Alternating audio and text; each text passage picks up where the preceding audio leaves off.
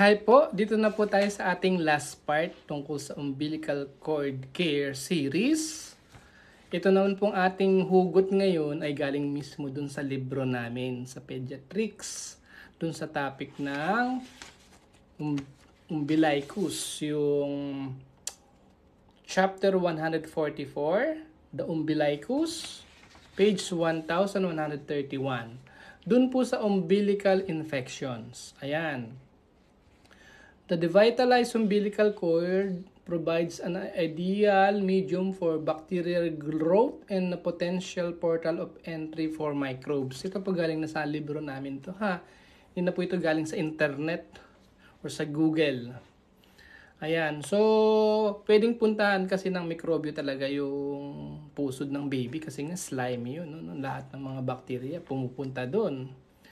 The term ompalitis refers to infection of the umbilical cord stump, navel, or the surrounding abdominal wall. Nakakita na kasi ako ng ganun, yung ang itim na dun sa paligid ng pusod kasi nag-infect na, pumasok na dun sa tiyan yung infection. Ang tawag dun ompalitis.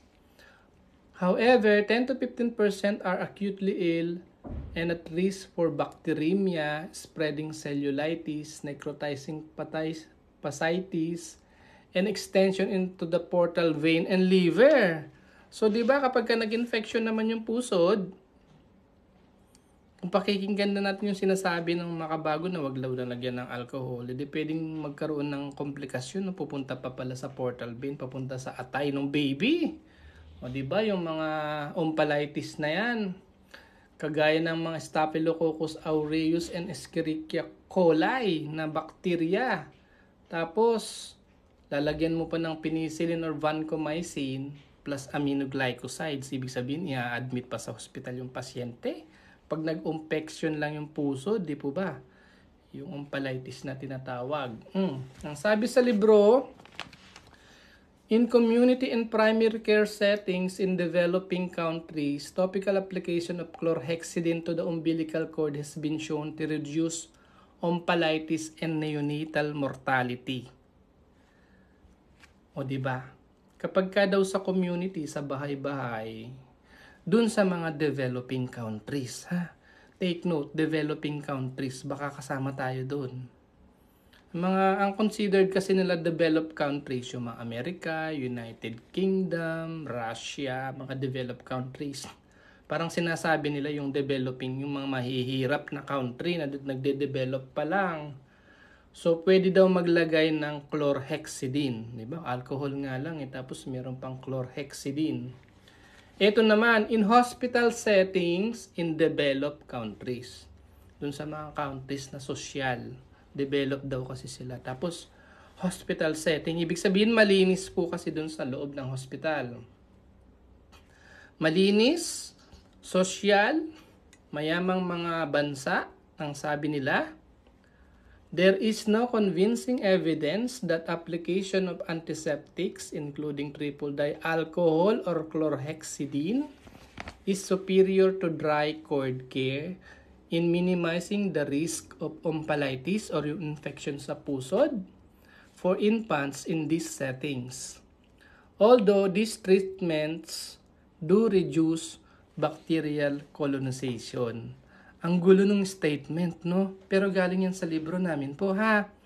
Ang sabi nila, pagka mga developed countries, like US, or UK, or Canada, hospital malinis, wala raw convincing evidence na mas magandang maglagay ng alcohol or chlorhexidine. Kaya lang ang alam nila, paano kung marumi yung kamay ng nurse o yung doktor o yung midwife na paghawak-hawak dun sa pusod. So, inaamin din naman nila na yung alcohol kasi nakakatulong para ma-reduce yung bacterial colonization. O yung sinasabi nilang dry cord care, ano ba yun? Yung dry cord care, yun yung wag gagamit ng alcohol.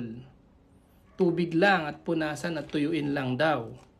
Dry cord care for a newborn involves keeping the umbilical stump clean and dry, allowing it to fall off naturally without using antiseptics like alcohol. Ayan. So ngayon, wag daw gagamit ng alcohol. Dry cord care daw yung sinasabing bago. Pero at the same time, sinasabi nila na ang paglalagay ng alcohol or chlorhexidine nakaka-reduce ng bacterial colonization. So ang gulo di po ba? Ang haba-haba nitong 4 series na vlog na ito pero ang gulo di ba? Ang bago, wag daw lagyan ng alcohol. Dry cord care lang daw, water and punasan lang ay dry. Pero at the same time, kapag ka nga naman nilagyan ng alcohol, ma-reduce yung bacteria. So, anong gagawin natin talaga? Di ko alam. Ang habang vlog. Thank you po for watching and listening.